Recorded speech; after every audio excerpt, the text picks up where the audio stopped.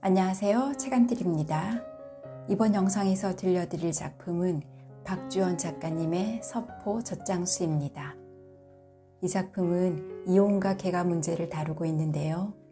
우리는 작품 속에서 3명의 여자를 만날 수 있습니다. 종적이 묘연해진 남편을 대신해 홀로 자식을 키운 할머니, 자식을 위해 계가를 한 서포 젖장수 여자, 그리고 이혼을 하기 위해 자식들을 놔두고 집 나가는 손자 며느리입니다. 들으시면서 시대나 개인의 가치관, 상황에 따라 모성애도 변할 수 있는 것인지, 만약 내가 할머니 입장이라면 집 나가려는 손자 며느리에게 무슨 말을 해주고 싶은지 생각해 보시면 더 흥미로울 것 같습니다. 그럼 함께 작품 속으로 들어가 보겠습니다.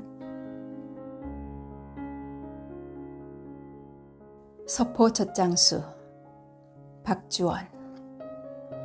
세상 아이들이 모두 상전 대접받는 날인데도 이 집 새끼들은 그 좋아하는 아이스크림 하나 못 얻어먹고 지나갔구나. 가슴에 꽃을 단 놓친 애들이 어울렁더울렁 춤을 추고 있는 텔레비전 화면에서 눈을 떼며 할미는 혼자 중얼거렸다. 나는 이제 아무래도 괜찮지만. 할미는 기어이 TV를 꺼버리고 말았다. 어버이날인데도 꽃 한 송이 달려있지 않은 자신의 민승한 가슴보다 그날이 그날인지도 모르고 어린이날을 지나쳐버린 일이 할미의 마음을 새삼스럽게 짠하게 했다. 혹시 그 이유 속에 묵은 찌꺼기 같은 이 할미의 존재도 포함되어 있는 것이 아닐까. 그런 생각을 끼워넣자 앉은 자리가 송구스러워져서 저만큼 있는 걸레를 집어당겨 닦을 것도 눈에 띄지 않는 방바닥을 이리저리 휘저어 본다. 그리고는 손자 녀석이 얼쩡거리고 있는 주방편을 흘겨본다. 미안해 할매. 주물주물 젖가슴을 더듬으며 녀석은 그렇게 너스레를 떨었다. 벌써 사흘이나 외박을 했지만 구실은 언제나 당당했다. 또 제 남편이 없는 사흘 동안을 가게방에서 뻗대고 있을 제 아내에 대한 변명도 섞여 있음이었다. 무슨 공산당 7 장안일이라도 하고 다니느라 저 모양인지. 이제는 타이른다고 들을 나이도 아니라서 할미는 타는 속을 억누르면서 손자 내외의 눈치만 보고 있을 따름이다. 여자라고 오지럽나. 나라도 그랬을 게다. 요새 여자들 치고 내 계집 같은 것도 없다. 제발 정신 좀 차리거라. 전에 한 소리를 모았다면 녹음 테이프 여러 장은 되었을 것이다. 그러나 할미의 입만 아팠지 내림으로 받은 역마성은 고쳐지지를 않는다. 잘 움직여지지도 않는 몸을 이끌고 열심히 가사를 돕는다고는 하지만 언제나 손자 며느리의 눈치가 보인다. 갈수록 태연해지는 손자놈 하는 짓거리를 보면 가방 챙겨서 내밀며 양로원으로 쫓아도 할 말이 없을 듯하다. 집안이 시끄러울 때마다 자신이 누구 편을 들여야 할지 할미는 종종 난감함을 느낀다. 손자는 남자다운 것 때문에 항상 말썽을 일으킨다. 친구일 선배일 나서야 할 일은 왜 그렇게 많은지. 그러나 물려준 가게가 없는 것도 아니고 아내가 번 돈을 남편이 쓰는 그 당연한 일을 가지고도 이 집에는 항상 파도가 인다. 초반에는 다소곳이 타 이름을 듣는 것 같던 손자 며느리도 이제는 살쾡이가 다 됐다. 할미가 편들어서 남편을 더 못쓰게 만들었으니 손자 데리고 어디 잘 살아보라며 몇 번 보따리를 싸기도 했다. 남자가 바깥 일을 하려면 돈도 들고 시간도 든다. 아울러서 자연히 집안일에 등한해지는 것도 정한 이치다. 쏟아버리는 것이 돈하고 시간뿐인 줄 아세요? 할머니는 복도 많아요. 손톱에 새파란 매니큐어 칠한 그년 데려다가 집안일 거들게 하세요. 손자 며느리는 세상 끝장이라도 낼 듯이 새파래진 얼굴로 악다구니를 했다. 사람을 상대하다 보면 여자도 있고 남자도 있지. 별걸 다 신경 쓰고 지랄이네. 남자가 잘나면 또 10계집은 못 거느릴까. 할미는 속으로 코웃음을 쳤었다. 그러나 세상은 달라졌다. 손자 며느리랑 목욕을 갈 때마다 할미 자신도 천상 여자임을 인정하지 않을 수 없었다. 그리고 이제는 늙었다. 뒷전에서 가만히 옹색한 자신의 이승살이나 지켜야 할 밖에 달리 도리가 없었다. 산목숨이 조금은 덜 송구스럽게 열심히 증손자를 돌보고 집을 지키지만 앉은 자리는 언제나 가시방석이었다. 평소에는 가장으로 별로 대우해 주지도 않으면서 싸움을 할 때만은 아주 대단한 직무욕이라도 한 양 손자의 멱살을 잡고 나대는 손자 며느리 꼬락서니를 보면 세상 말세라는 생각이 들다가도 자식 낳고 살림하고 제 할 일 다하면서 돈까지 같이 보니 여자의 기세가 등등할 만도 하다는 생각이 들 때도 없지 않다. 그러나 팔은 안으로 굳게 되어 있듯이 할미는 손자 편에 많이 기울어 있는 자신을 발견하곤 했다. 지금처럼 제 아내가 없는 날이면 주방에 들어가서 라면을 끓이거나 볶음밥 따위를 하는 손자 녀석을 보면 아주 슬픈 느낌에 젖어든다. 사마귀 같은 놈. 언젠가 증손자의 그림책에서 본 충격적인 내용이 뇌리에서 사라지지 않았다. 돋보기 속으로 언뜻 읽혀진 설명은 사마귀의 생태에 관한 것이었다. 사마귀 앙컷은 지금 자신과 사랑에 빠져있는 수컷을 머리부터 먹어치우고 있었다. 잉태된 제 새끼들이 잘 먹고 살아갈 영양 공급을 위해서라고 학자는 밝혀놓고 있었다. 독한 것, 제 남편인데, 제 새끼 아비인데.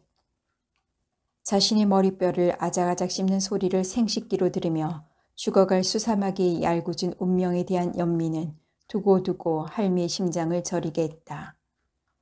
남자가 정주간에 들어가면 불알 떨어진다.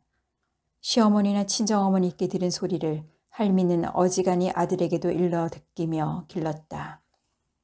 어머니도 시댁이 뒤떨어진 말씀 어지간히 하세요. 때로는 하얗게 눈을 흘기면서도 며느리는 또 그렇게 심한 반발을 하지는 않았다. 그러나 그 애미의 밥을 먹고 자란 손자 녀석은 아예 방장 밖에서 잉잉거리는 모기 소리만큼이나 할미의 말을 흘려듣는다. 어쩌다 반응을 보인다는 것도 아직 여기 이렇게 건재하고 있으니 걱정 말라며 제 바지춤을 툭툭 쳐 보이는 게 고작이다. 안쓰러운 마음으로 할미가 참견을 하면 들으나 마나 애미는 가게에 있는데 안 굶으려면 제가 챙겨 먹어야죠. 하며 손자는 볼멘 소리를 할 것이다. 그러면 할미는 긁은 부스런 격으로 질기고 긴 자신의 목숨에 대한 원망으로 가슴만 쓸게 될 것이다. 말이야 바른 말이지 이나마 반듯한 직간을 가지고 값진 것은 아닐지라도 옷밥 줄이지 않고 사는 것은 모두 생활력 강한 손자 며느리의 덕 아닌가. 그런데 그 손자 며느리가 덜컥거리는 주춧돌처럼 집안의 안위를 불안스럽게 한다. 할미는 이제 자신도 늙었다는 것을 이럴 때면 자인하지 않을 수 없다. 정 같은 건강만 있어도 남자고 옷밥에 집착하며 큰일을 못한다며 손자의 사회활동을 편들어 주었을 것이다. 그러나 이제는 언제 저승사자가 데리러 올지 차표를 예매해 놓은 상태다. 교통사고로 아들 며느리를 동시에 먼저 보내고 손자 하나 반듯하게 기른답시고 할미는 어지간히 노력을 했다. 잠자리에서 쏙 빠져나와 밥 먹고 재치송하여 가게로 나가 밤늦게야 들어오는 손자 며느리 내외의 뒷수발을 비롯하여 강보 때부터 받아서 키운 증손자 남매가 놀이방과 유치원으로 갈 때까지 그야말로 손발이 닳고 닳았다. 그러나 이제 낮 시간 동안 조금씩 졸아도 될 정도의 시간 여유가 생기자 지팡막대를 뽑아버린 덩굴 식물처럼 할미의 무릎은 처져내리기 시작했다. 관절염이며 골다공증이며 어디 숨어있다가 병만은 그렇게 한몫 들어붙었는지 조금만 움직여도 병이 덧나기 때문에 국으로 가만히 있는 것이 손자 내외를 도와주는 격이 되고 말았다. 할머니 어서 잡숴. 애미는 개 모임이 있어서 밖에서 먹을 거야. 차린 밥상을 들고 손자가 마주와서 앉을 때까지 할미는 마냥 무용지물이 된 자신의 처지에 대한 공색스러움에 젖어 있었다. 밖에서 아무거나 한 그릇 사 먹어도 될 것을 자기 때문에 일찍 들어왔을 손자를 바로 보기도 민망스러웠다. 85, 아들 며느리도 앞세운 나이, 너무 많이 살았다 싶은 미안함까지. 변명 안 해도 다 안다. 너 어쩌려고 그냐? 어제는 또 어떤 친구네 아버지가 밥숟가락 졸업했던 후. 에이, 할매도 그냥 밥이나 자슈. 손자는 서둘러서 할미 손에다 수저를 챙겨 들려서 밥 위에다 꾹 눌러 박는다. 야, 이놈아, 요새 여자들 드센 거 너도 알잖아. 이 할미나 내 어미 때하고는 다른 거 몰라? 쟤까지 깨 가봐야 어디로 가겠어. 할매는 애맨 걱정은 아예 하실지 말고 가만히 그냥 계시면 된다니까. 야, 이놈아, 나야 이제 오늘 저녁이라도 눈 감으면 그만이다만 계집한테 달달 볶이고 살아야 될 이놈 신세가 안타까워서 그렇지. 거참. 못마땅한 듯 눈을 부라리고 암상을 부리려던 손자가 생각난 듯이 씻고 있던 밥을 꿀꺽 삼키고는 입을 열었다. 참, 아까 가게로 자매실 아재한테서 전화가 왔는데 할머니는 가물치가 누군지 알아? 갑자기 웬 가물치는? 철이애미 철이 낳고 나서 참기름에 달달 볶아서 가맥인 거 그게 가물치 아이더나? 아, 그럼 물고기 가물치 말고 사람 별명 가물치 말이야. 통 생각이 안 나? 생판 모르는 사람한테 부고가 옳턱 있나? 부고라고? 그래, 사람이 죽었다 카대. 가물치라 카마 할매나 알기랍고. 이놈아야, 좀 차근차근하게 말해라. 할미 총기가 옛날 같은지 아나. 뭐 고향에 할매하고 한 동네 살았다 카더마.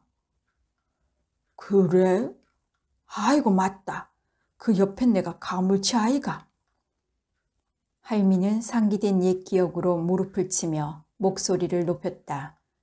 불안하기 그지없는 손자네의 가정사 때문에 가슴을 잔뜩 짓누르고 있던 무엇인가가 한순간에 스르르 무너져 내리는 것을 느꼈다.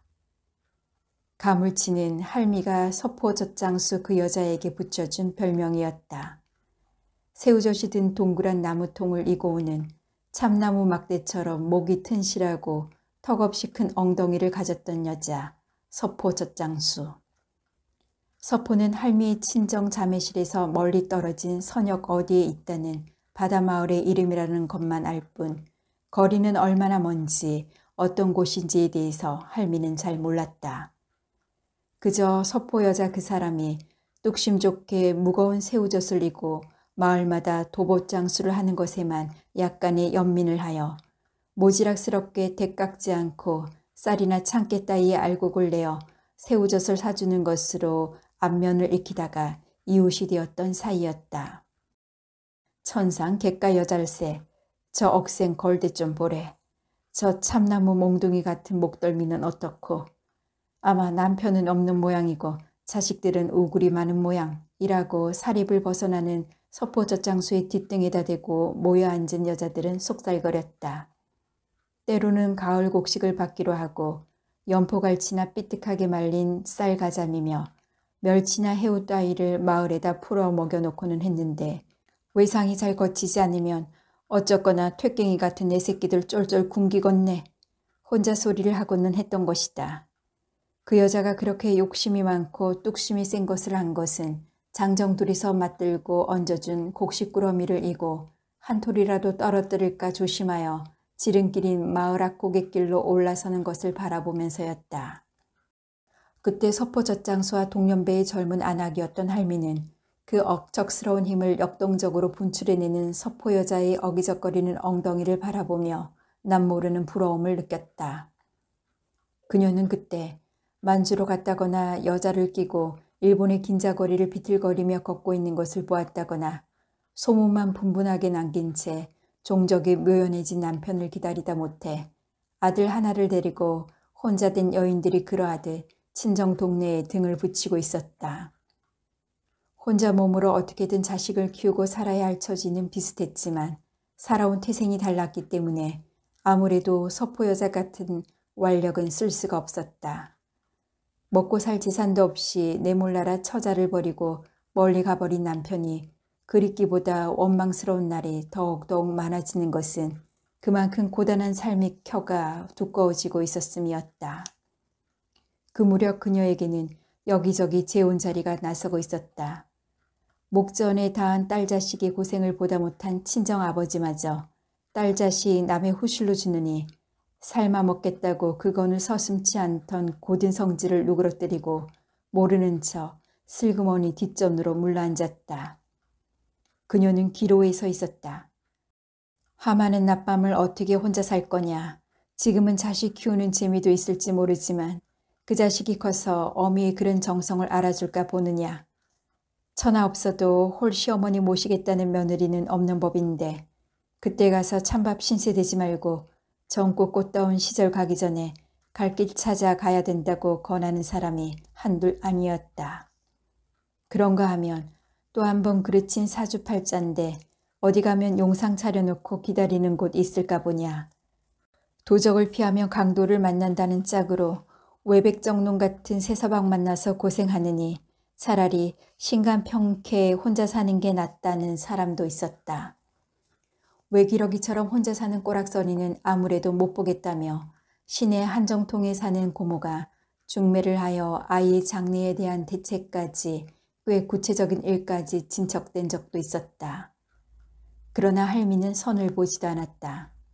어미만을 믿고 천지 모르게 재롱 부리는 어린 것을 의붓아비의 눈칫밥을 먹게 할 수가 없었다. 사는 대로 살다가 안 되면 고이 안고 같이 죽을 밖에. 그렇게 옹골차게 마음을 먹자 자식과 둘이 걷는 외길밖에 그녀에게는 보이지 않았다. 누구도 그녀의 이런 결심을 비난하거나 칭찬하지도 않았다. 그 길은 그녀 혼자 결정짓고 혼자 책임질 수밖에 없는 길이었다. 그녀는 호기심 반 우려 반인 시선을 의식하며 외롭고 고단한 삶을 망정 태연하게 살아내야 했다. 그 무렵 그녀의 시야로 서포젖장수 그 억척스러운 여자가 들어왔던 것이다. 그녀는 그날 홍씨의 논에서 나락단을 묶고 있었다. 끊어질 듯 아픈 허리를 펴고 막 오후 새참을 먹으려는데 반 넘어 비운 새우젓통을 이고 서포젖장수 그 여자가 다가들었다. 허기져 하는 여자에게 새참을 나눠주는 대신 반찬으로 짭조름한 새우젓을 받아냈으면 말할 나위가 없다. 제 돈을 아끼기 위해 밥은 얻어먹고 잠은 가수땡내를 찾아서 자는 그 여자의 이악스러운 계산 속에 동네의 여자들은 얄미움을 느끼고 있었던 것이다. 그때였다. 동네에서 객적은 소리 잘하기로 소문나 있던 젊은 머슴이 눈짓을 끔뻑해 보이며 홍씨네 집에 빈방이 많은 것을 서포젖장수 그 여자에게 가르쳐 준 것은 모두들 까르르 웃었다. 중늙은이 홍씨는 재작년에 상처를 했는데 아들 며느리가 이웃에 분가하여 살고 있는데도 혼자 빈집을 지키며 살고 있었던 것이다. 농담으로 받아들이며 그 자리에 있던 홍씨의 아들도 같이 웃었다. 웃음들은 야릇했다. 여자 팔자는 버드나무 팔자라는 옛말이 있다. 생명력이 강한 버드나무는 아무 땅에나 심겨져도 잘 적응하며 살아낸다 해서 그렇다던가. 또 남자는 나비, 여자는 꽃이라는 말도 있다. 이 꽃 저 꽃을 마음껏 희롱하며 자유롭게 날아다니는 나비에 비해 상대적으로 손해보는 쪽이 여자라는 점을 표현할 때 이 말은 주로 쓰였다. 그러나 단언컨대 잘못된 비유라고 할미는 말할 수 있다. 도덕이라는 굴레로 자신을 결박하지 않는 한 여자는 절대 불리하지 않았다. 찬설이 내리는 계절이 오면 용기를 잃고 찢긴 날개를 퍼덕이다. 가랑잎처럼 흔적도 없이 나비는 사라져 간다. 그러나 내년 봄 다시 피울 새 생명을 품고 꽃은 스스로 자신을 갈무리한다. 남들이 눈치 못 채게 남들의 눈길이 미치지 못하는 찰나에 태연하고 능청스럽게 꽃들은 그 일을 해낸다. 그 여자 서포젖장수도 그 시절에는 분명히 장미꽃 같은 미색은 못될지라도 깨꽃 정도의 매력은 충분히 간직하고 있었다. 그리고 튼튼한 체격에 비해 기민한 구석도 없지 않았다. 입맛이 당기지 않아 젓가락 방아만 찍고 있던 홍씨 영감의 대문 안으로 서포 여자가 들어선 것은 다음해 봄이었다. 홍씨의 밥상에는 군내나는 김치찌개 한 양재기가 얹혀 있었다. 아직 들판에는 푸른빛도 성기기 전이라 장반찬 아니면 용 빼는 재주 없는 며느리도 김치찌개를 믿고 오늘 내일은 오지 않을 것이다. 짜증을 내다보면 그나마 며느리 얼굴 보기도 어려울 것이라 참고 있으려니 더욱 외롭고 생각나느니 애교라고는 없이 나무막대로 천장 짓누르는 신용밖에 할 줄 모르는 여편네였지만 죽은 아내밖에 없다. 그런 공고한 홍씨의 앞으로 소포 젖장수 그 여자는 다가들었다. 산다는 말도 하지 않았는데 젖통을 내려놓고 홍씨의 밥상을 능청스럽게 들여다보며 말했다. 에게 이 영감님네야 반찬 없는 밥 먹고 모은 살림 누조라고 그리 청승은 떨고 있는겨. 그럴 줄 몰랐다는 듯이 홍씨를 나무란 여자는 시키지도 않았는데 부엌에서 내온 종지 그릇에다 제 젓갈을 듬뿍 드러내서는 여자라서 익숙할 수도 있는 솜씨로 가진 양념을 해서 홍씨의 밥상 위에 다 얹어놓고 어이없이 당돌한 모습을 지켜보이는 홍씨를 보고 다그치듯이 말했다. 얼음에 궁그러진 황소눈으로 쳐다만 보지 말고 비상 안 썩었으니께 마 잡숴 뭐이소. 돌봐줄 사람 없는 이는 지 몸 지가 챙겨야지 별 수 있는겨. 무슨 보가 좋네 무슨 보가 좋네 해도 밥보가 제일 이랐고 밥 잘 먹는 거 이상 좋은 보약이 없는 기라 예. 요놈이 그 유명한 밥도둑놈 아닌가 배요. 보이소. 이기 요새는 철이 조금 지내서 냄새는 이리 꼴이 답답하지만 맛은 그래도 그만인기라요. 그래도 아직 뚱한 채로 있는 홍씨의 손을 덮어지듯이 끌어당겨 밥 한 숟가락을 떠놓고 그 위에다 고춧가루며 파, 마늘, 깨소금, 양념이 맛깔나게 버무려진 젓갈 한 젓가락을 쿡 박아서 얹어 입으로 밀어넣는다. 허참 허참. 시키는 대로 한 숟가락 두 숟가락을 거퍼먹히고 난 홍씨 입에서 선웃음이 절로 나왔다. 저 팔아먹는 재주도 가지가질세 그려. 담뱃대를 물고 이죽거리는 홍씨를 빤히 올려다보며 그 여자가 해반죽하게 웃었다. 양념값은 이 집 것인께 안 받을게요. 다음날 홍씨의 작은 며느리는 홍씨가 통째로 산 새우젓갈을 끼니 때마다 들반찬으로 내와서 사람들의 우스개를 샀다. 그 후로 서포 여자는 홍씨를 위해서 반찬거리가 될 만한 것이면 무엇이든 가져와서 홍씨의 집을 들렀다. 홍씨가 손수 못하는 매운탕 요리를 만들어서 겸상하여 같이 식사를 하기도 했고 어떤 때는 며느리에게도 감춘 속옷가지를 죄 찾아내서 빨아주기도 했다. 빈틈없이 깐깐한 홍씨와 그 여자가 어떻게 그런 사이가 되었는지 사람들은 고개를 갸웃거렸다. 남들이야 뭐라건 아랑곳 없어진 홍씨는 멀리 사는 여동생이라도 배웅하듯 그 여자가 돌아갈 때마다 무거운 도봇짐을 옮겨가서 몽탕몽탕 차에다 얹어주었다. 여자를 두고 둔갑 여우라는 소리도 한다. 여자의 속성은 종잡을 수가 없다는 뜻이기도 할 터였다. 서포 젖장수는 한동안 마을에 나타나지 않았다. 누군가 하동장에서 생고기 함지를 놓고 있는 그네를 보았는데 얼굴에 기미가 새카맣게 끼고 삐삐야인 게 못 알아볼 정도로 얼굴이 많이 상했더라고 했다. 왜 이렇게 변했느냐고 물어도 대답 없는 그녀를 대신해서 옆에 있던 제첩국 장수가 귀띔을 해주는데 오래 앓던 남편이 죽은 지 얼마 되지 않았다는 거였다. 정말로 얼마 만에 마을을 찾아온 그녀의 왼쪽 귀 뒤에는 실로 맺은 하얀 상장이 꽂혀 있었다. 적성에 맞는 일은 그것밖에 없다는 듯 그녀의 머리에는 다시 무거운 젓갈통이 얹혀 있었다. 그의 가을 무렵이었다.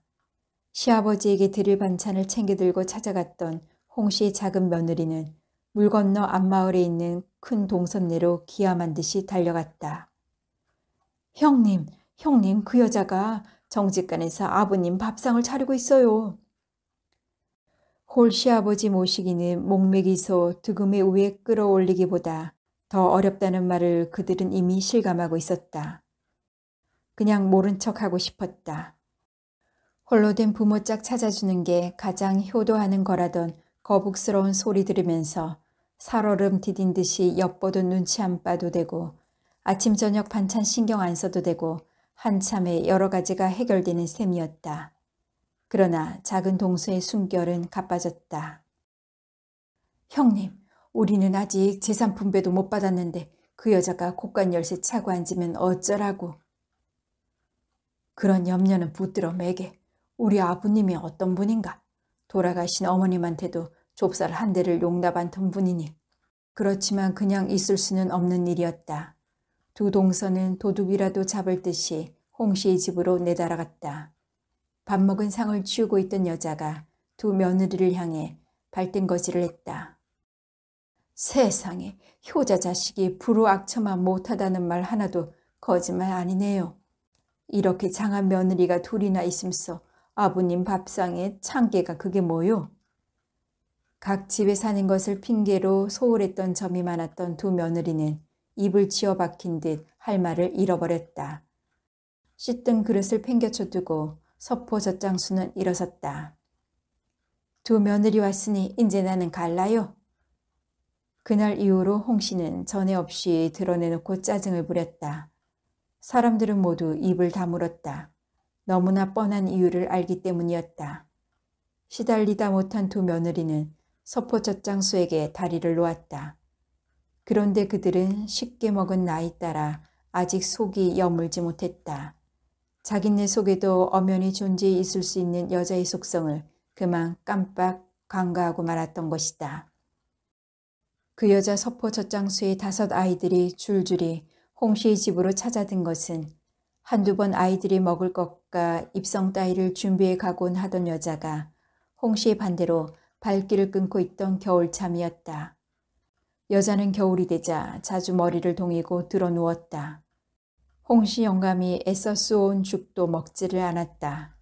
두고 온 자식들이 눈에 밟혀 죽겠는데 편한 잠이 닿기나 하며 만난 음식이 목으로 넘어가겠느냐고 영감의 모진 성품만 타박을 했다.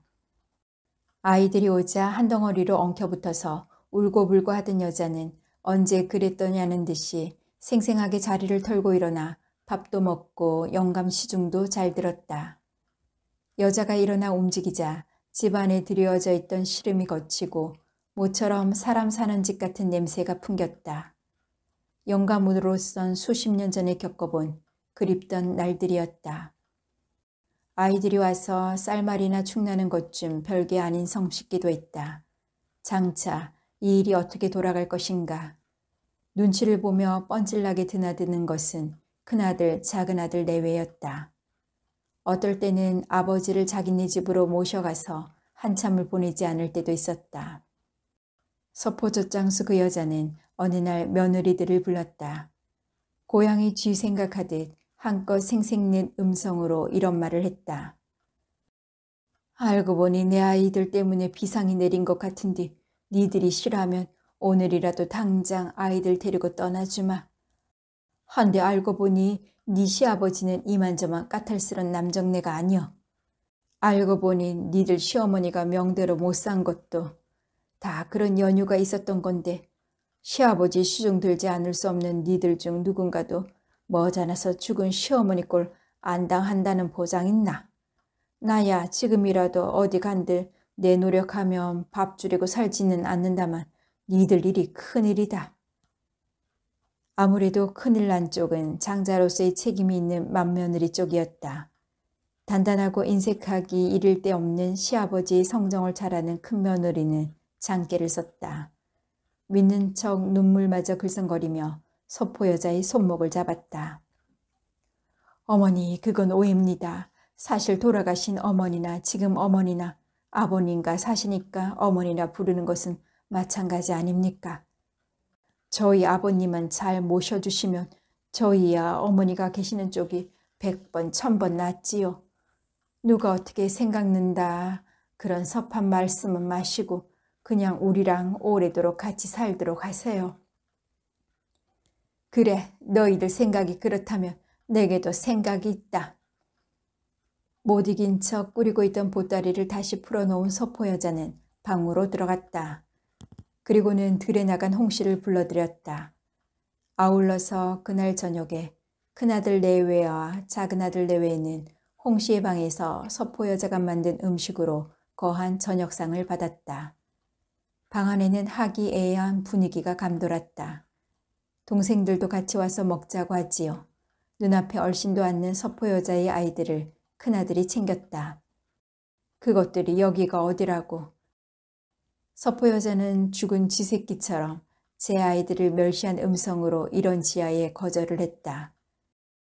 서포 여자의 이 말 한마디는 두 아들 며느리 속내에 도사리고 있던 서포 여자에 대한 의심의 꼬리를 여지없이 잘라내 주었다. 거나해진 뱃속에다 숭늉까지 들이켜고 나자 엄숙하기조차 한 목소리로 서포 여자는 홍씨의 옆구리를 찔렀다. 영감, 뭐라고 계십니까? 못 들은 척 홍씨가 딴청을 부리며 미적거리고 있자 이번에는 아들네들 쪽을 보고 말했다. 이제 나도 이 집 식구가 됐으니 하는 말인데 자네들도 딸린 식구가 있는데 논밭 좀 갈라주시라고 했네. 영감이야 내 것 내 것이 어디 있느냐고 하시지만 그래도 살림 사는 맛은 그게 아니지. 자식 나이 하는 재미도 재미지만 사람 늘리는 재미도 사람 사는 재미 아닌가. 듣던 중 반가운 소리여서 아들과 덩달아서 며느리들의 눈이 빛났다. 아버지 앞에서 쩔쩔매기만 하던 진짜 어머니 생전에는 기대해 보지도 못했던 신선한 충격이었다. 참 영감은 보기 쉬우. 아버지 처분만 기다리는 이렇게 착한 아들들이 어디 있어요. 이런 아들들을 속상하게 하는 것은 부모된 도리가 아니지요. 주세요. 다만 얼마라도 내 앞에서 주세요. 홍영감의 할멈이 된 서포 여자는 우정영감의 무릎을 흔들며 금방이라도 땅 문서를 나눠주라고 졸라대었다. 영감은 소태 씹은 듯 인상을 잔뜩 구긴 채 애꿎은 잇몸만 성냥꼬치가 부러지게 후벼대고 있을 따름이었다. 다음 날 홍씨의 아들들이 아버지로부터 받아든 등기 문서에는 달랑 논 2마지기씩이 등재되어 있었다. 땅 부자인 아버지 인색하기 짝이 없는 처분이었지만 그들은 그것도 감지덕지에서 새어머니인 서포 여자에게 인사를 했다. 서포 여자는 영감을 더 이상 설득하지 못한 것이 미안하다는 감을 얼굴 전체에 덧바른 채 점잖은 소리로 말했다. 내 입김이 들어서 그만이라도 된 줄 알아주니 고맙기 그지없네. 보란듯이 열심히 해서 아버지보다 더 부자가 되어보세나. 제 새끼를 5이나 데리고 서포 젖장수 그 여자가 홍씨의 장한 살림을 눈구렁이처럼 차지하고 들어앉자 할미는 움터 연못에서 본 가물치를 떠올렸었다. 튼실하고 검은 살빛이며 살찐 몸매뿐 아니다. 누가 제 새끼들을 건드리나 음습한 물풀 속에 몸을 숨기고 있다. 빨래 방망이라도 얼씬하면 쏜살처럼 튀어올라 방망이를 공격하고 가는 미물의 짐승이 보이는 행위여서 으스스하기조차 했던 강한 모성. 자린고비 홍씨를 서포 젖장수 그 여자가 어떻게 설득했는지 사람들은 몰랐다. 서포 여자는 홍씨와 될 바 아니게 너른 땅을 밟아본 사람이었다.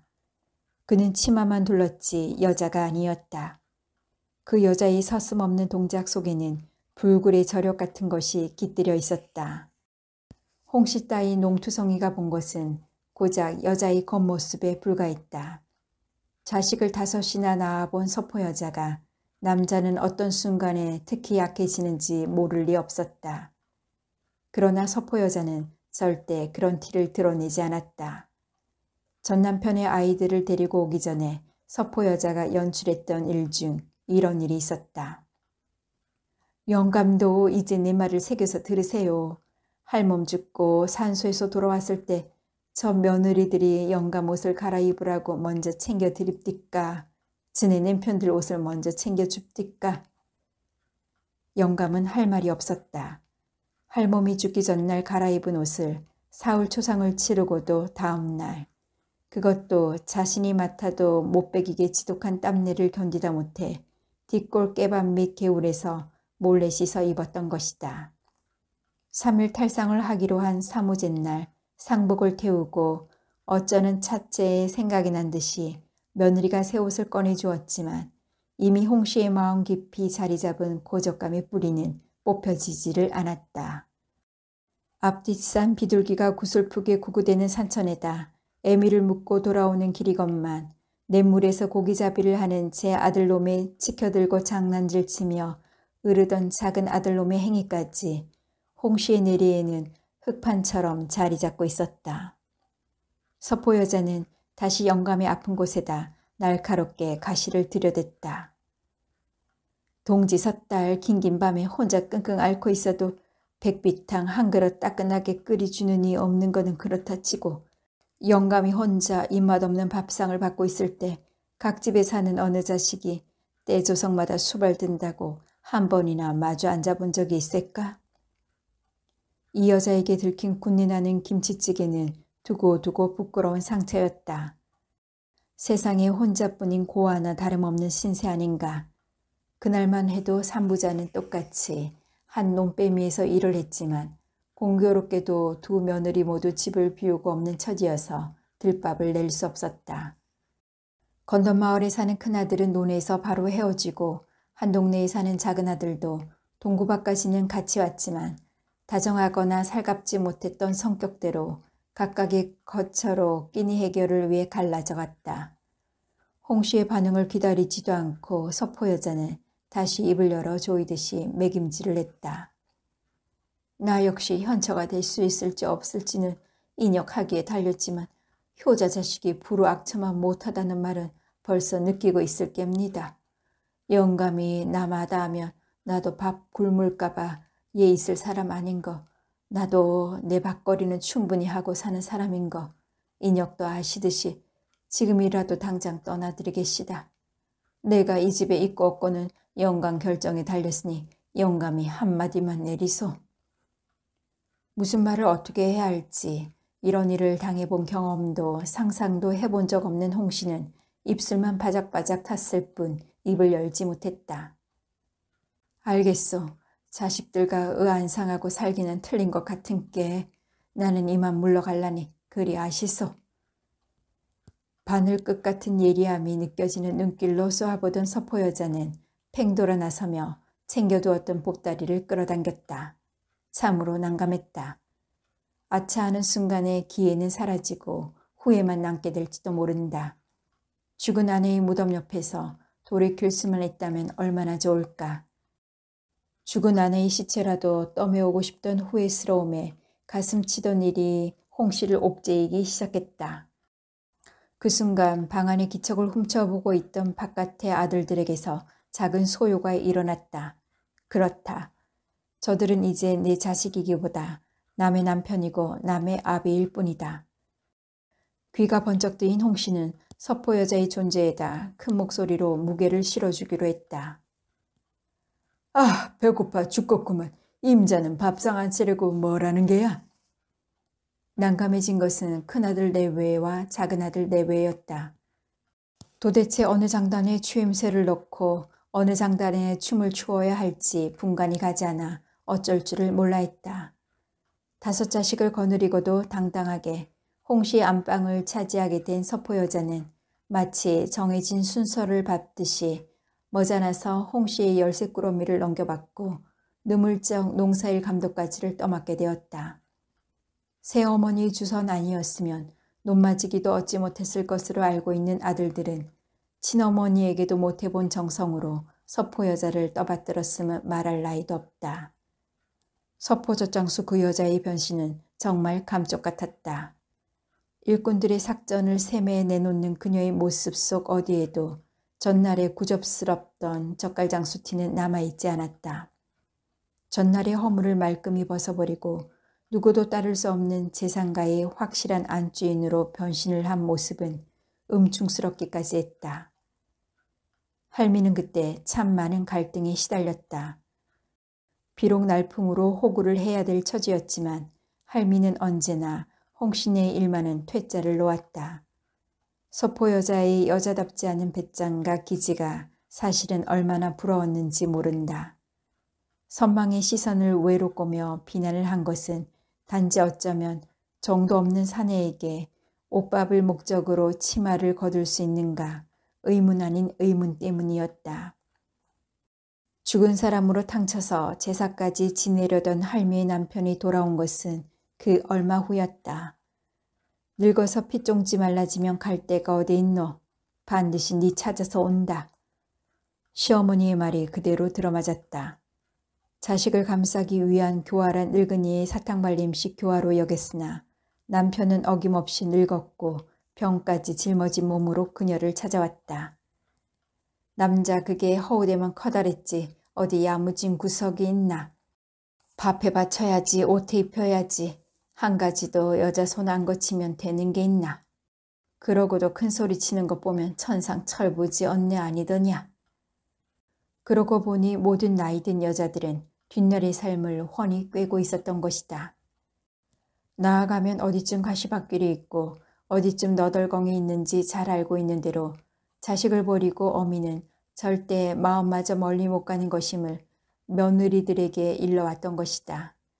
간혹 색정에 물은 여자들이 없는 것은 아니지만 대개 여자들이 남자를 필요로 하는 것은 제가 낳은 새끼를 창들고 지켜줄 든든한 문지기가 필요했던 것임을. 그래서 그 이름을 남편이라 하고 이왕이면 그의 씨를 받아서 낳고 길렀던 것임을 은연중에 인지시켰던 것이다. 요란스럽게 할미의 긴긴 상념을 해뜨리며 전화벨이 울렸다. 점심을 같이 먹고 나간 손자였다. 목소리가 다급했다. 할머니, 난데 철이애미 좀 붙잡아, 철이애미. 철이애미가 어딨다고 그러냐? 금방 그리로 갈 거야. 집 나간대. 더 이상 나하고는 못 살겠대. 잘한다. 내 그럴 줄 알았다. 할미는 천천히 치마 말기를 뒤집어서 흐리게 덮어오는 눈의 안개를 닦았다. 잘못 맞춰진 농짝처럼 처음부터 삐걱거리던 부부였다. 가난이 악요풀 구실을 했던 것일까. 여기저기 돈을 둘러서 가게를 늘이고 한참 동안은 찍소리 없더니 제법 통장이 불어난다 싶자 다시 찌그럭거리는 소리가 나기 시작했다. 여자는 남편의 바람길을 탓했고 남자는 아내의 잔소리를 숨막혀 했다. 고양이 삼신님이 내렸는지 밤마다 싸우면서도 아이는 둘이나 낳았다. 자식은 애미 애비를 묶는 족쇄에 있는 걸 딸 하나에 아들 하나가 더해지자 할미는 속으로 안도의 숨을 쉬었다. 금방이라도 갈라설 듯이 이혼 서류를 작성하고 도장을 찍어도 법원문 앞까지는 가지 않는 것 같았다. 그러나 이번에는 단단히 어떤 매듭을 지어야 한다. 아이들 교육상으로도 이런 환경이 오래 지속되는 것은 좋지 않다. 손자 며느리는 그런 결심을 한 것 같았다. 지친 듯이 발을 끌며 현관으로 들어선 손자 며느리는 할미에게는 눈길도 주지 않은 채 제 방으로 들어가 가방을 챙겨 나왔다. 앞을 막아서 있는 할미 때문에 길이 없었다. 주춤 멈춰선 채로 거실 바닥에 늘어놓여진 아이들의 장난감이며 개담한 빨래를 훑었다. 버려서 안 되는 물건은 깨지기 전에 잘 챙겨야 한다.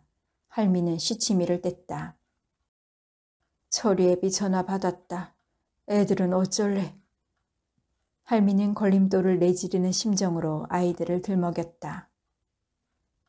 제가 알 게 뭐예요? 마치 몸에 붙은 진딧물을 퉁기는 듯 했다. 소름 끼치는 냉정함이었다. 할미는 파르르 속이 떨리는 것을 눌렀다. 자식을 버리고 가는 애미가 어디 간들 하루나 마음 편히 살 날이 있을까. 아무리 바람난 여자라도 색은 잠깐인 법인데 하물며 남자답고 얕지 못한 남편의 버릇을 가르치자고 오기로 나서는 길인데 자식이 눈에 밟혀 걸음인들 제대로 뗄 수 있을까.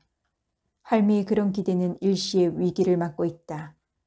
요즘 애미들, 할미는 아무리 아들 하나를 위해 생갑으로 살아야 했던 자신과는 다르다고 요즘 여자들을 이해하려 해도 되지 않았다.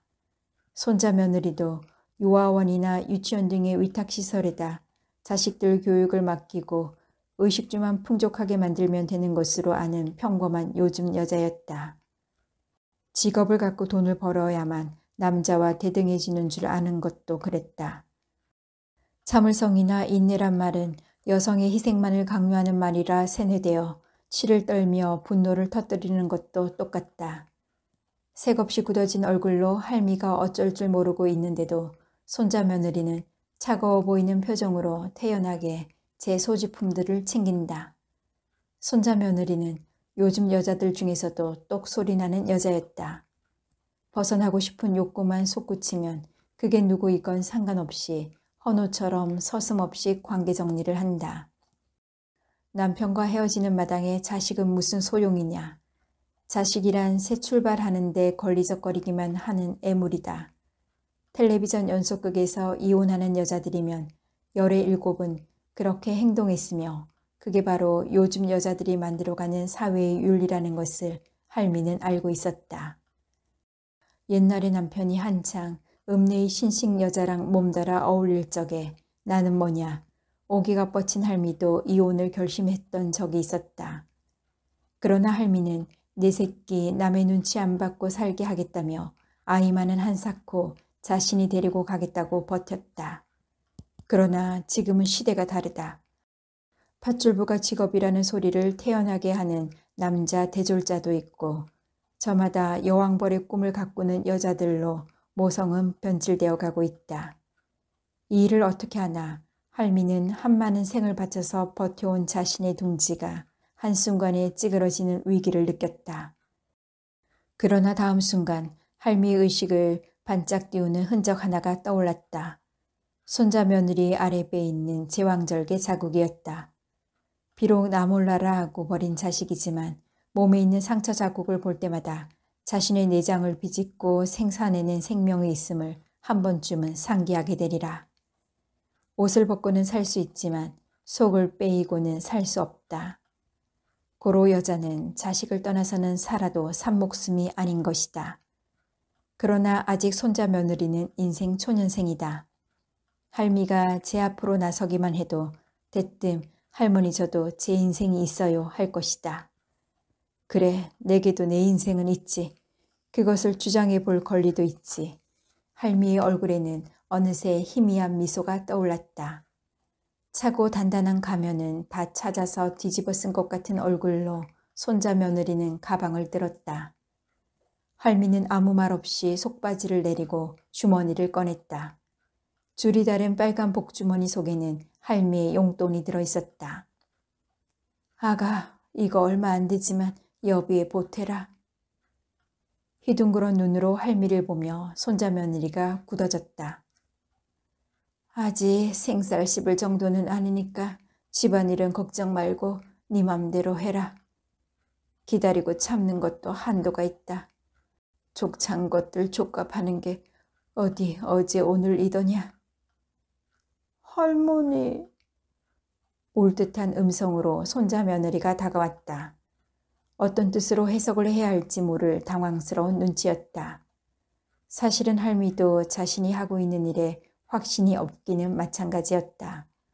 그러나 간절한 마음으로 믿고 싶었다. 어미라는 존재들의 불가해한 속성을. 할미도 여자다. 왜 내 속을 모르겠노? 다 안다. 할미는 다 안단 말이다. 도대체 뭘 할머니가 안다고 그러세요? 마, 그렇다면 그런 줄이나 알고 애비 오기 전에 어서 가거라. 할미는 겉으로 허허 웃으며 손자 며느리의 등을 밀어냈다. 내 나이가 80하고도 5이다. 밥숟가락에 괴기 반찬 얹은 듯이 한순간에 뚝딱 먹어치운 나이 아니란께. 현관문을 당기며 돌아서는 할미의 눈에는 가물치, 서포 젖장수 그 여자의 상기도 그대로인 옛 모습이 어룽져 왔다. 그렇다. 여자는 어미다. 그러므로 앙컷이다.